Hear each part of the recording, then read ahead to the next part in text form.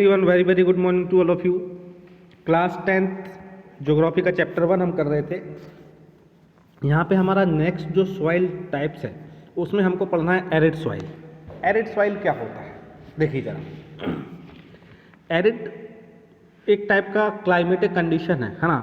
Arid का जो meaning है तो ये क्लाइमेटिक कंडीशन, एक ऐसी क्लाइमेटिक कंडीशन है, ऐसी क्लाइमेटिक कंडीशन जहाँ पे जो रेनफॉल है वो बहुत कम होता हो, है ना, सूखा पड़ता हो ज़्यादातर टाइम।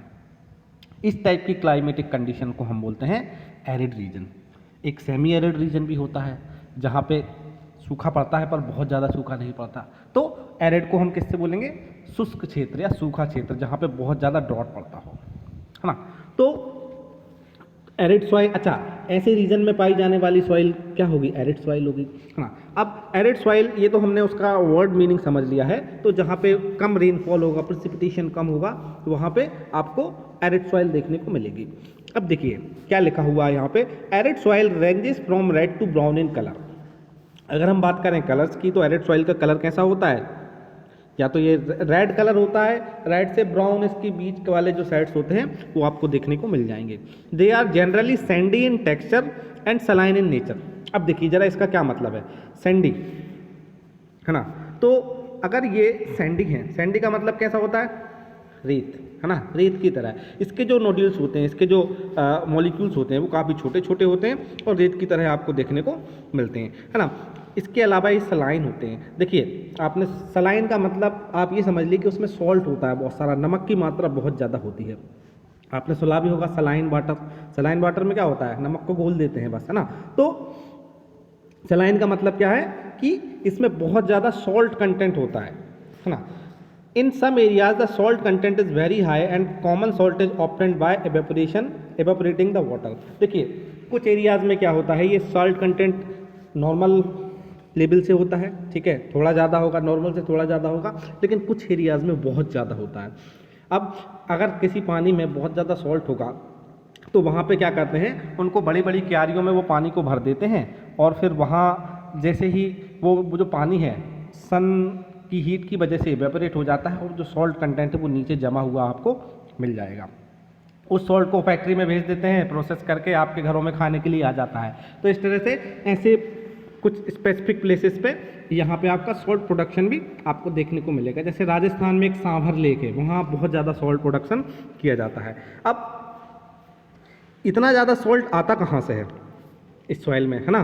तो कैसे आता है, क्या होता है कि एक कैपिलरी इफेक्ट होता है ना। कैपिलरी इफेक्ट में क्या होता है, जैसे आप एक रस्सी लीजिए, उसको पानी में डाल दीजिए, हाँ, आप देखेंगे आधी पानी में डली है तो रस्सी कुछ टाइम के बाद उसमें ऊपर तक पानी चढ़ के आ जाएगा, है ना, ऊपर की भी भीग जाएगी जो पानी में नहीं डूबी है। तो उसका रीज़न क्या होता है, जो मॉइस्चर होता है ना वो ऊपर की तरफ शक होता है ना, कैपिलरी इफेक्ट की वजह से ऊपर की तरफ आता है। तो सेम यहाँ पे भी होता है। क्या है कि देखिए एरिड रीजन है, ऊपर की जो टॉप सॉइल है वो बहुत ज़्यादा उस पर धूप पड़ती है ना, बहुत ज़्यादा टेम्परेचर रहता है, तो इसकी वजह से क्या हो रहा है कि ऊपर का तो पूरा मॉइस्चर उड़ जाता है। अब जो मॉइस्चर नीचे की तरफ है वो भी क्या होता है, अपने साथ धीरे धीरे धीरे धीरे वो मॉइस्चर भी क्या होता है, कैपिलरी इफेक्ट की वजह से ऊपर की तरफ मूव करता है ना। जब ये जो मॉइस्चर होता है वो ऊपर नीचे से ऊपर की तरफ आता है तो वो अपने साथ बहुत सारा जो सॉल्ट कंटेंट नीचे अर्थ में रहता है ना, हर जगह रहता है, तो वो जो सॉल्ट्स हैं उनको अपने साथ ऊपर लेके आ जाता है, क्योंकि वाटर सॉल्युबल सॉल्ट्स होते हैं तो वो वाटर के साथ ऊपर आ जाते हैं। लेकिन जैसे ही वो ऊपर आते हैं तो वाटर तो इवेपोरेट हो जाता है, लेकिन वो सॉल्ट क्या रहते हैं, वो वहीं ऊपर ज़मीन में रह जाते हैं। तो ऐसा प्रोसेस रेगुलर चलता रहता है। तो सॉल्ट नीचे से रेगुलर कैपिलरी इफेक्ट की वजह से ऊपर आते हैं और वाटर जो है वो इवेपोरेट हो जाता है और सॉल्ट वहीं रह जाते हैं। तो इस वजह से जो अपर लेयर होती है वहाँ पे क्या होता है, बहुत ज़्यादा सॉल्ट कंटेंट हो जाता है। तो इसलिए इस सॉइल का नेचर कैसा होता है, सलाइन नेचर होता है ना। और सैंडी मतलब रेत के कण के टाइप होता है। वो क्यों होता है, ज़्यादा हाई टेम्परेचर की वजह से वो सॉइल ब्रेक डाउन हो जाती है, ब्रेक होती है ना। आपने देखा है सूखी हुई सॉइल कैसी होती है, छोटे छोटे छोटे छोटे नोड्यूल्स में चेंज हो जाती है। अब due to dry climate, higher temperature, evaporation is faster and the soil lacks humus and moisture, है ना। मॉइस्चर तो बिल्कुल भी नहीं होगा। अब ह्यूमस क्या होता है, ह्यूमस ऑर्गेनिक मटेरियल होता है जो सॉइल में पाया जाता है ना। तो ड्राई है, मॉइस्चर तो है नहीं। अब जहाँ मॉइस्चर नहीं होता है वहाँ ह्यूमस भी नहीं होता है ना। Okay, the lower horizons of the soil are occupied by kankar because of increasing the calcium content. Okay, देखिए इस सॉइल में अगर आप थोड़ा नीचे की तरफ जाएंगे तो वहाँ पे आपको कांकर देखने को मिलेंगे। कांकर क्या है, देखिए मान लीजिए छोटे छोटे स्टोन पार्टिकल्स हैं ना। अब इस पर्टिकुलर एरिया में क्या होता है कि जो कैल्शियम कार्बोनेट है उसकी मात्रा थोड़ी सी ज़्यादा होती है। कैल्शियम कार्बोनेट आपको पता है, तो अब कैल्शियम कार्बोनेट जानते हैं ना, जो मार्बल वगैरह होता है ना, चूना पत्थर होता है, सब कैल्शियम कार्बोनेट है। तो जो कैल्शियम कार्बोनेट है वो क्या है कि वो जो छोटे छोटे स्टोन पार्टिकल्स हैं उनके ऊपर जम जाता है ना, और वहाँ पेबल्स टाइप के बना लेते हैं, छोटे छोटे चिकने चिकने पत्थर होते हैं, है ना। तो वो पेबल्स की तरह बहुत सारे छोटे छोटे पत्थर होते हैं, तो वो उनको हम कांकर बोलते हैं। तो अब निचली साइड में क्या होता है, जब जैसे ही थोड़ा सा डीप जाएंगे इस टाइप की सॉइल में तो वहाँ पे आपको कांकर की लेयर देखने को मिल जाएगी। अच्छा, कई बार क्या होता है, ये जो कैल्शियम कार्बोनेट है वो एक क्ले टाइप का एक लेयर भी बना लेता है ना।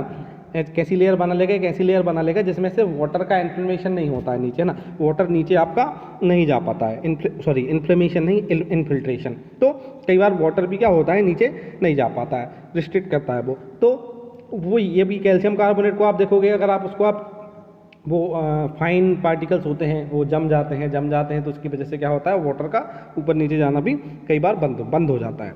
आफ्टर देखिए इस टाइप की जो सॉइल है वो यूज़फुल तो ऐसे नॉर्मली नहीं है, लेकिन अगर आप यहाँ पे प्रॉपर इरिगेशन करते हो, है ना, और कल्टीवेशन के लिए साइंटिफिक मेथड्स को अपनाते हो तो यहाँ पे आप ठीक तरीके से खेती कर सकते हो, है ना।